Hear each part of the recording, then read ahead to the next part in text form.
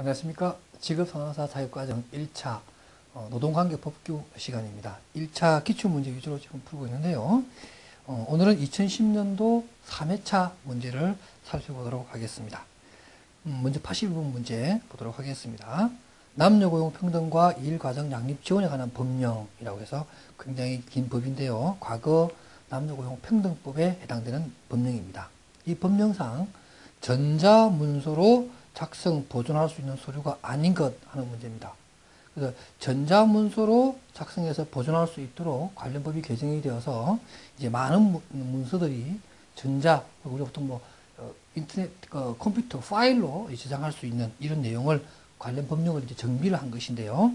그게 대표적인 서류들이 보면 성희롱에 관련된 교육에 대한 내용이라든가 성희롱 행위자에 대한 징계 문제라든가 또는 육아휴직, 그러니까 주로 여기 보기에 나와 있는 것은 나, 다와 같이 위반 사항이 발생되는 경우에 벌금이라든가 또는 과태료라든가 이런 좀 무거운 어떤 징계적인 조치가 있는 이런 관련 서류들은 전자문서로 보존할 수 있다라고 되어 있어요.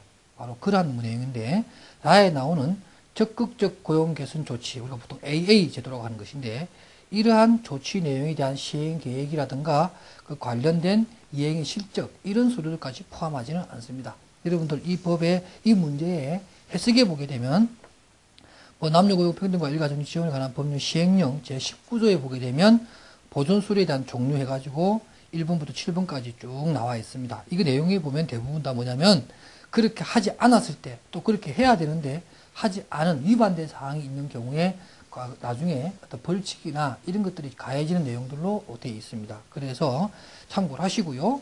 82번의 답은 라는 거기에 해당되는 것이 아니다. 이렇게 정리를 하시기 바랍니다. 그 다음 82번 문제입니다. 역시 같은 남녀 고용평등, 짧게 좀 얘기합시다. 남녀고용평등법 내 직장 내 성희롱에 관한 설명으로 틀린 것은 이렇게 되어 있습니다. 이 법이 과거에는 이게 혼합되어 있어서 그런데 이 남녀고용평등법, 좀 짧게 얘기합니다. 이 평등법에서는 성희롱과 관련된 것은 두 가지 규정이 따로따로 되어 있어요. 하나는 뭐냐면 바로 직장 내 성희롱이에요.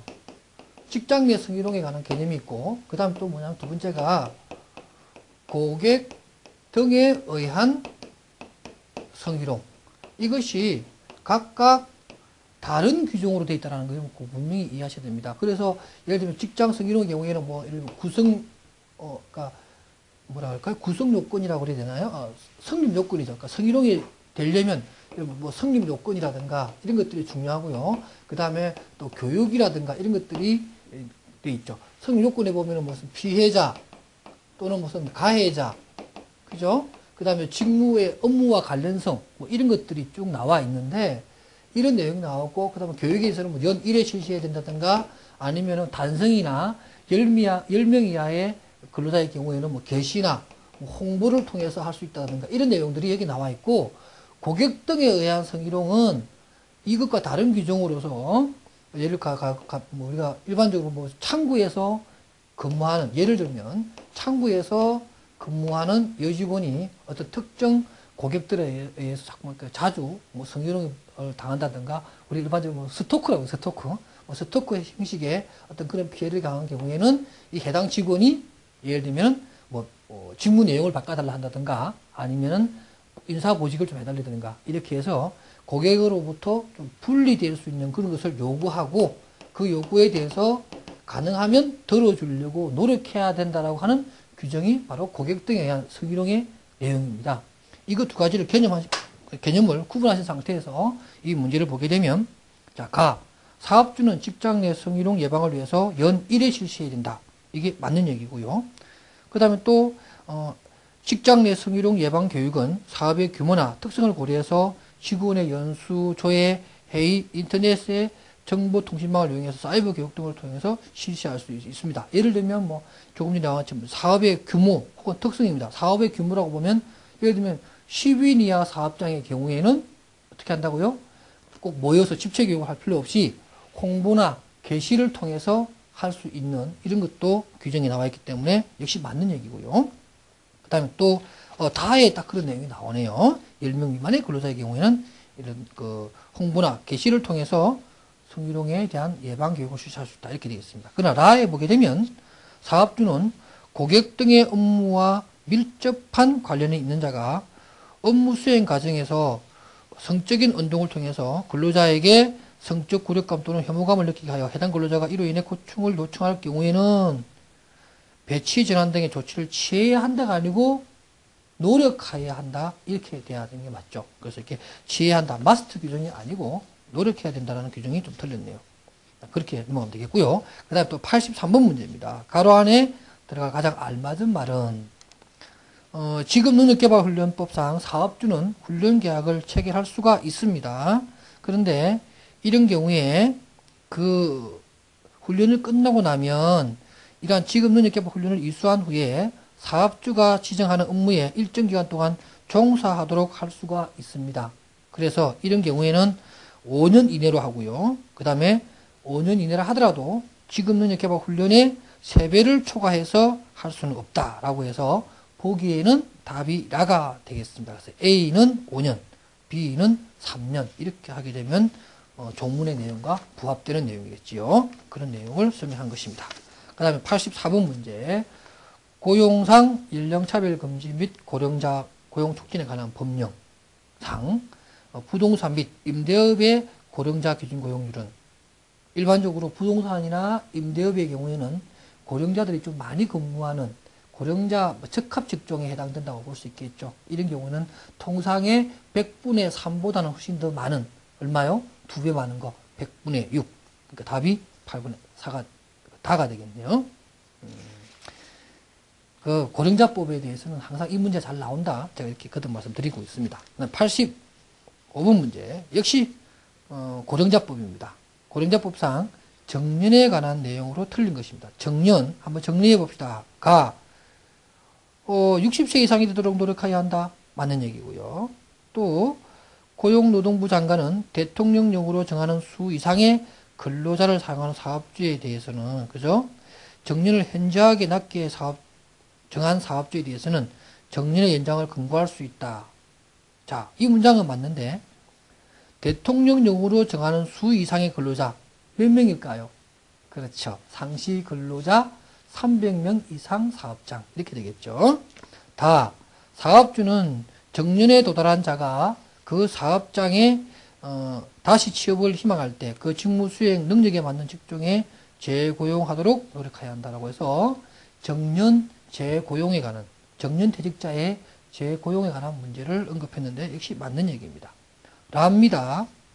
사업주는 고령자인 정년퇴직자를 재고용할 때 당사자 간의 합의에 의하여 근로기준법에 따른 퇴직금과 연차유급, 휴가일수 계산을 위한 계속 근로기간을 산정할 때 종전의 근로기간을 제외할 수 있으나 종전의 임금 결정을 종전과 달리할 수 없다. 이건 틀리죠. 만약에 임금 결정을 종전과 같이 해야 된다고 하면은, 예를 들면 정년퇴직한 사람들은 우리가 연공급에 의하면 굉장히 급여가 높잖아요. 호봉수도 높고. 이걸 그대로 놔줄 수는 없죠. 사업 입장에서는 정년퇴직했으니까 어쩌면 새로운 신입사원으로 들어오는 거나 마찬가지겠죠. 그러니까 종전의 임금 결정 방법과는 좀 달리 할 수 있다라고 해야 재고용을 하겠죠. 안 그러면 그 높은 임금을 어떻게 부담하겠습니까? 이거 상식적으로 생각해도 틀린 얘기죠. 그래서 답이 라가 되겠습니다. 86번입니다. 근로기준법상 근로시간과 휴게시간에 관한 설명으로 틀린 거 이렇게 들어가 있습니다. 자, 하나하나 더 볼까요? 일주간의 근로시간은 휴게시간을 제외하고 40시간을 초과할 수 없다라고 해서 우리나라는 뭐예요? 주 40시간 근무제입니다. 주 5일제 근무제다? 아니에요. 토요휴무제다? 아닙니다. 토요휴무제는 여러분들 잘 보십시오. 토요휴무제라고 하는 제도는 반드시 토요일날 쉬어야 됩니다. 그런 제도고요. 토요휴무제.